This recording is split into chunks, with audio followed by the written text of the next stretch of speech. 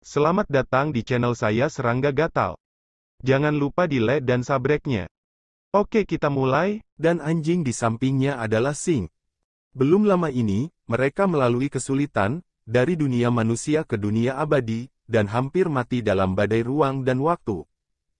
Ketika dia tiba di negeri dongeng, Hong Yun terluka parah dan harus berkonsentrasi pada meditasi.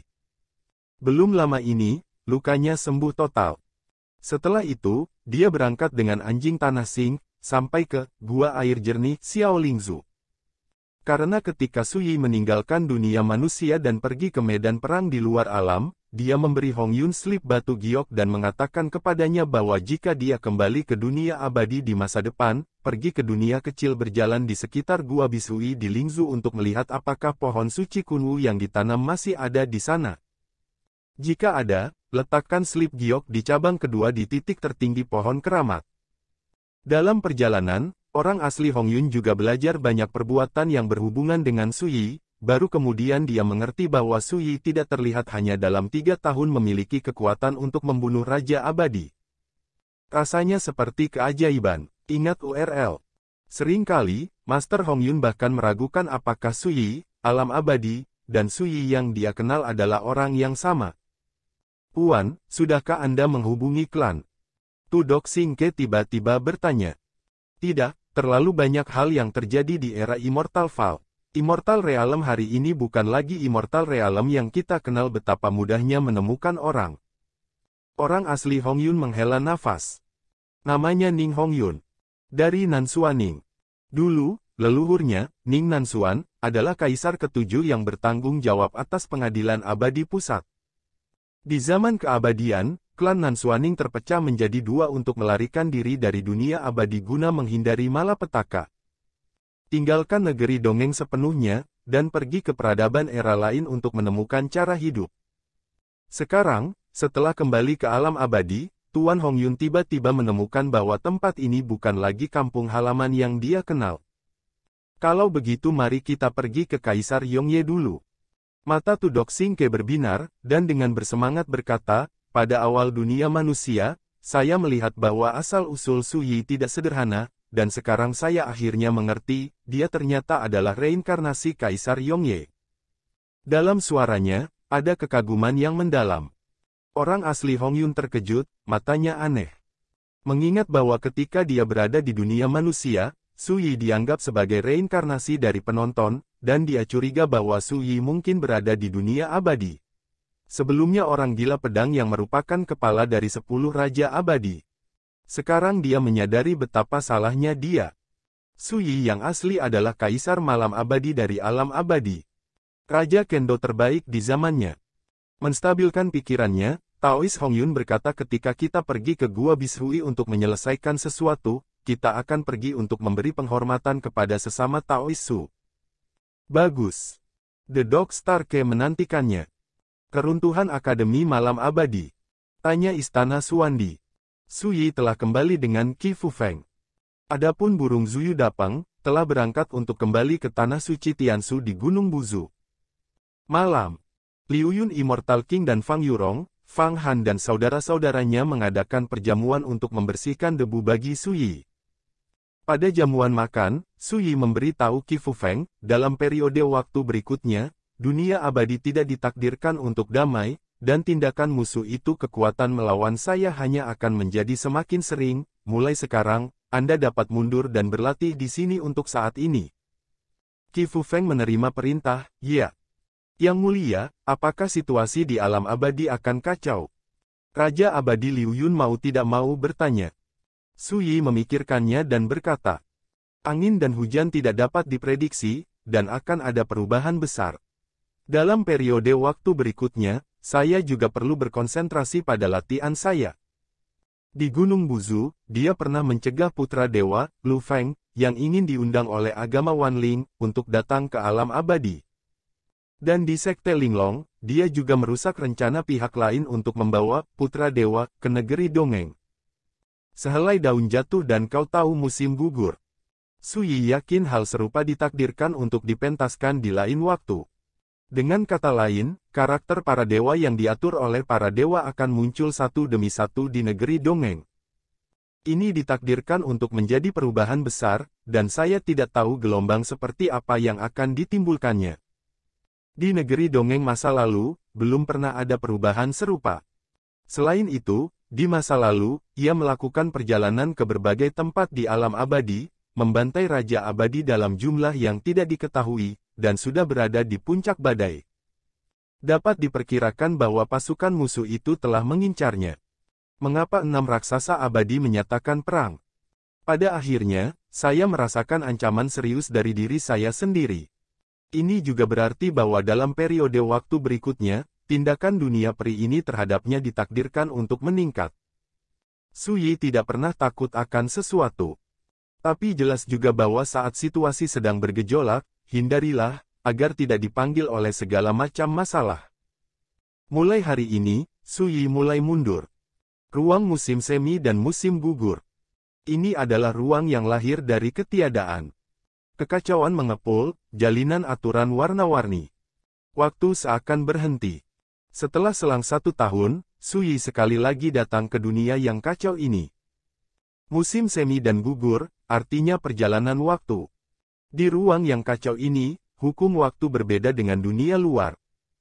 Budidaya di sini untuk musim semi dan musim gugur, yaitu, setahun, hanya 1 hari telah berlalu di dunia luar.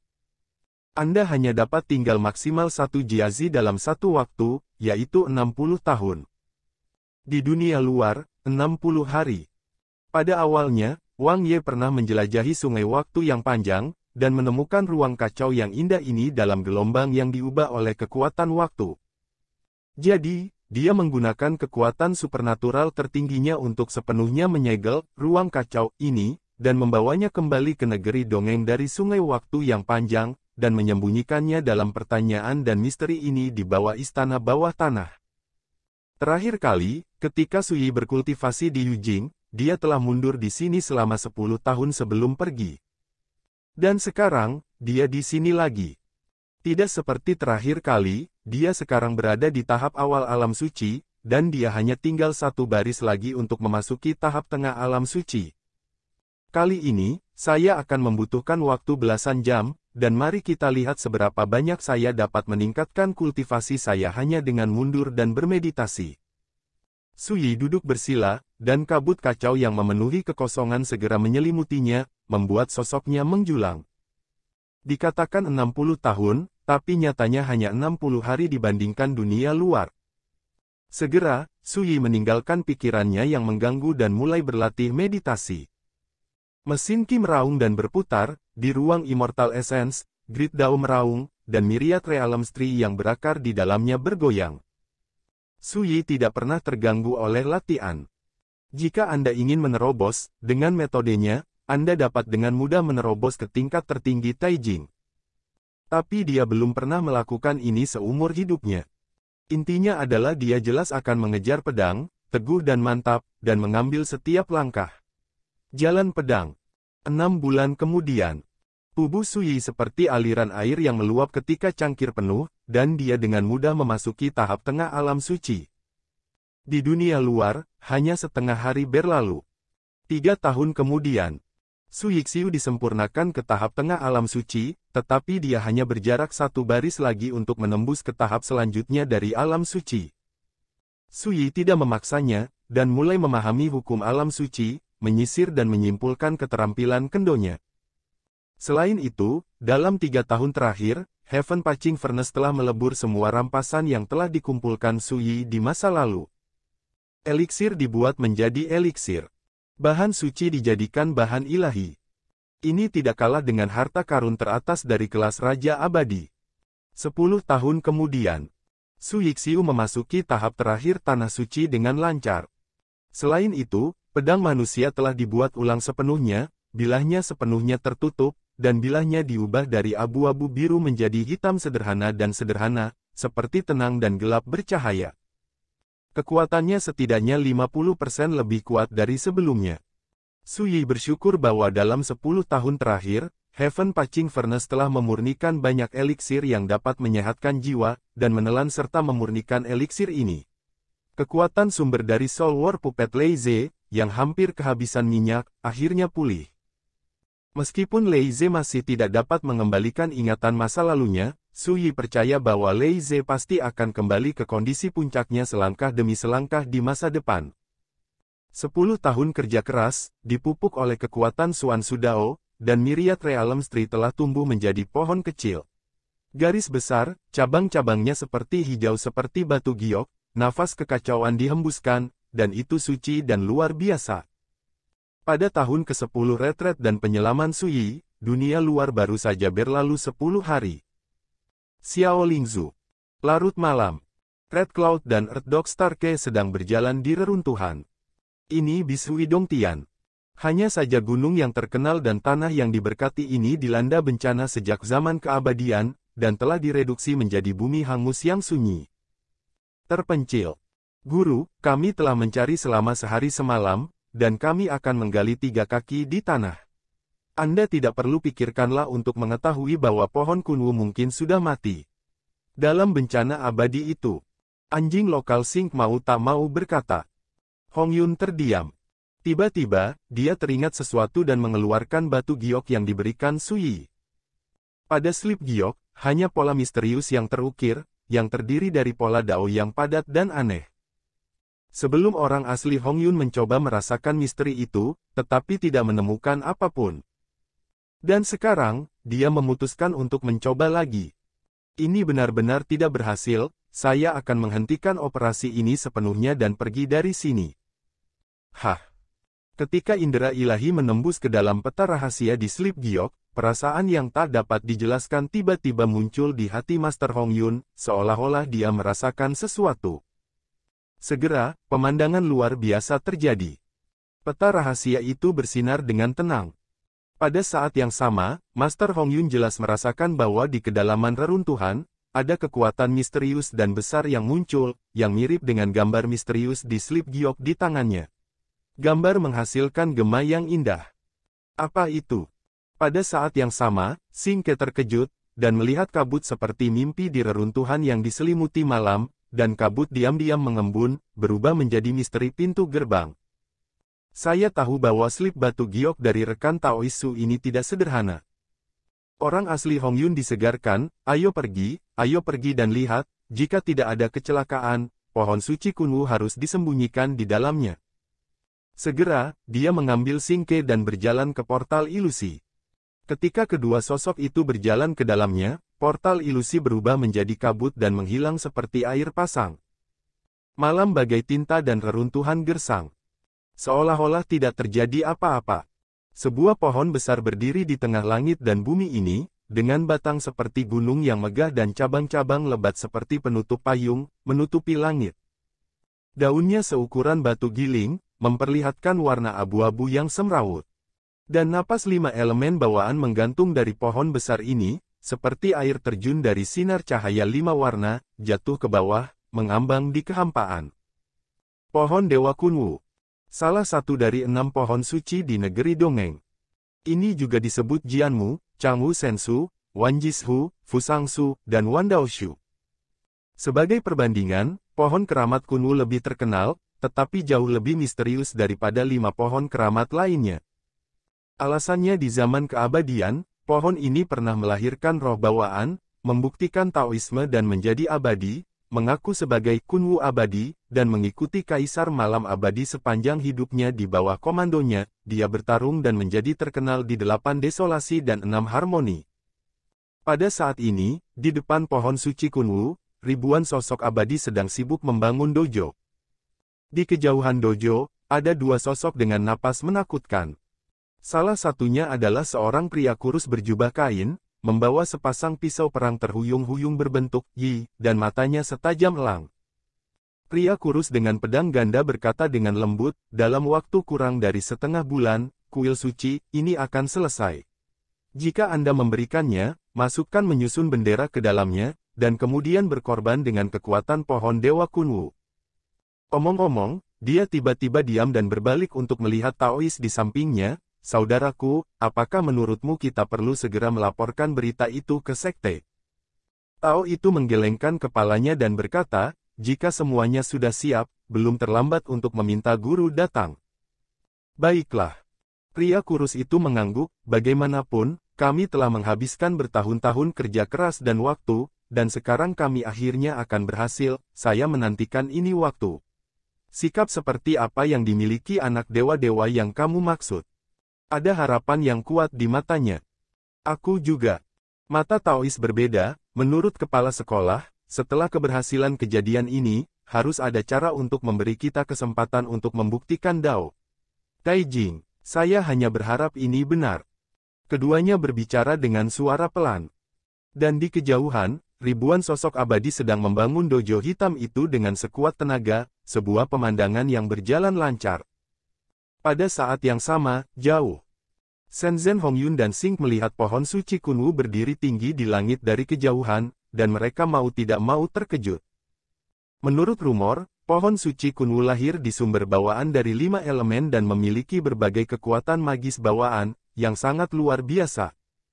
Dan roh bawaan, Kunwu Immortal, yang lahir di pohon Dewa Kunwu adalah kekuatan tak tertandingi yang telah menginjakkan kaki di Taijing. Kekuatan supernatural, dikenal sebagai satu di dunia peri, tak tertandingi di dunia.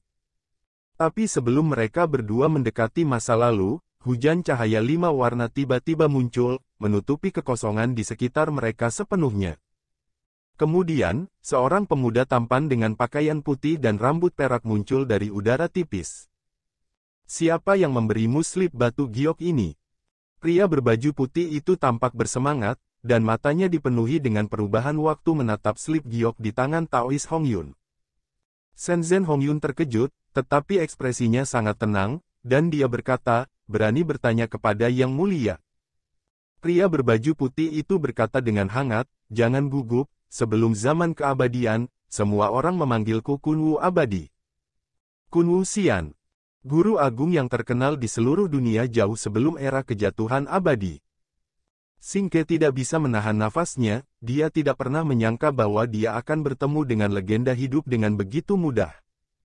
Orang asli Hongyun tidak bisa tidak terkejut, tetapi dia masih sangat tenang, dan berkata, mengapa kamu melihatnya?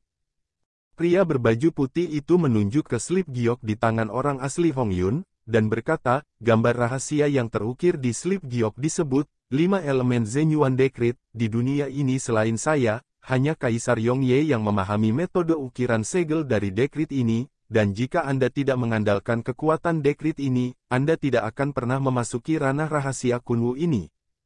Pada titik ini, Tuan Hongyun akhirnya tampaknya mempercayainya, dan dia merasa lega, mengatakan ya, slip giok ini memang hadiah dari Kaisar Yongye, dia.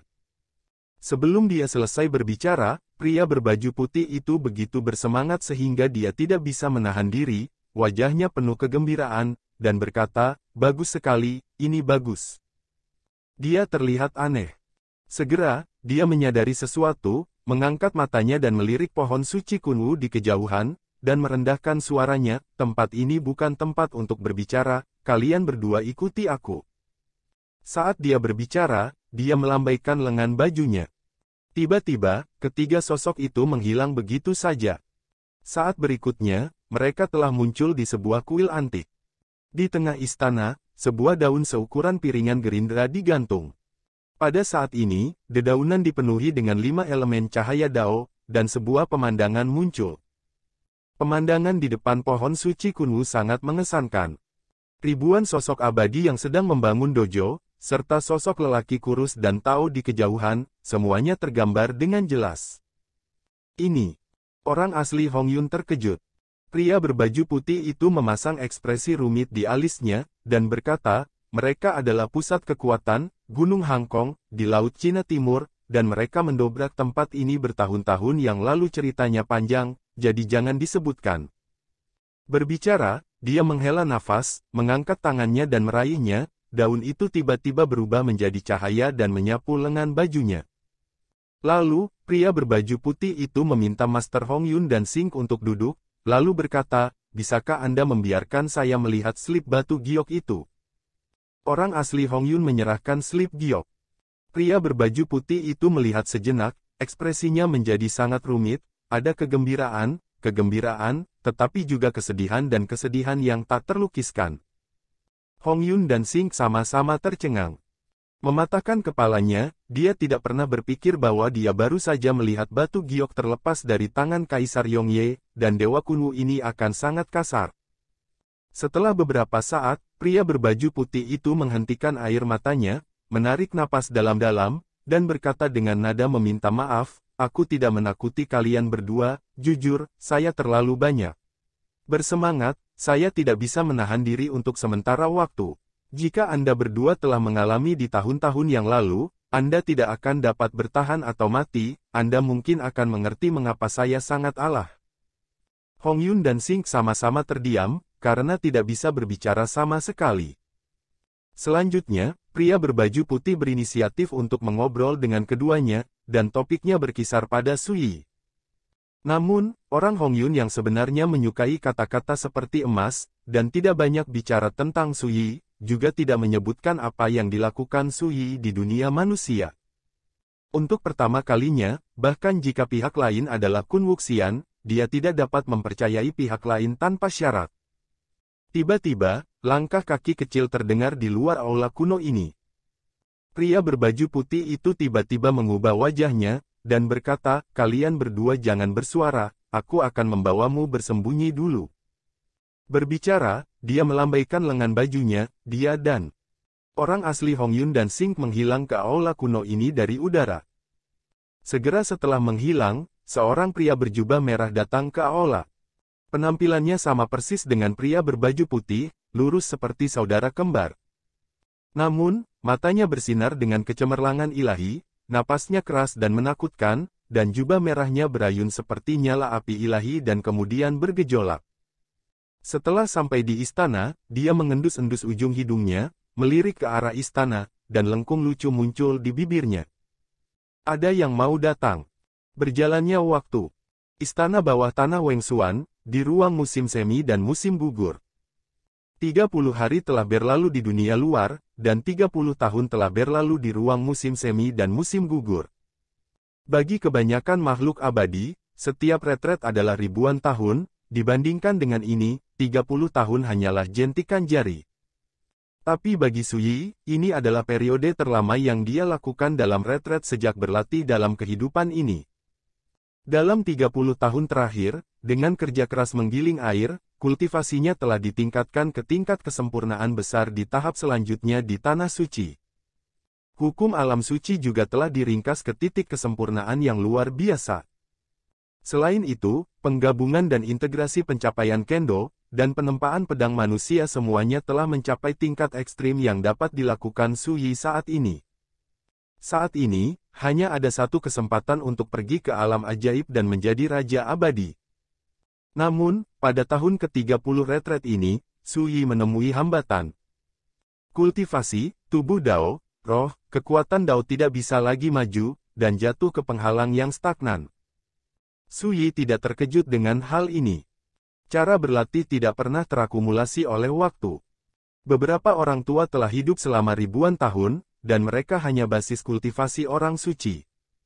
Alasannya adalah Anda akan menghadapi segala macam rintangan dan masalah dalam latihan Anda. Jelajahi. Bagi Sui, dalam retret 30 tahun terakhir, dia telah mencapai banyak terobosan dan peningkatan, dan dia tidak pernah berharap untuk menerobos ke alam yang indah dalam sekali jalan. Menukik, membuktikan Raja Abadi Dao. Sebaliknya, setelah 30 tahun kerja keras dan curah hujan, Sui telah membangun fondasi paling kokoh untuk realisasi masa depannya dari alam Raja Abadi. Di masa depan, hanya dengan satu kesempatan, Anda dapat dengan mudah menembus ambang negeri ajaib dan menjadi Raja Negeri Ajaib yang sesungguhnya. Nah, waktunya berangkat.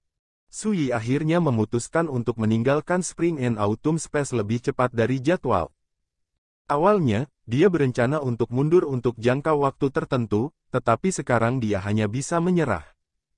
Pertama, karena basis budidaya mengalami kemacetan.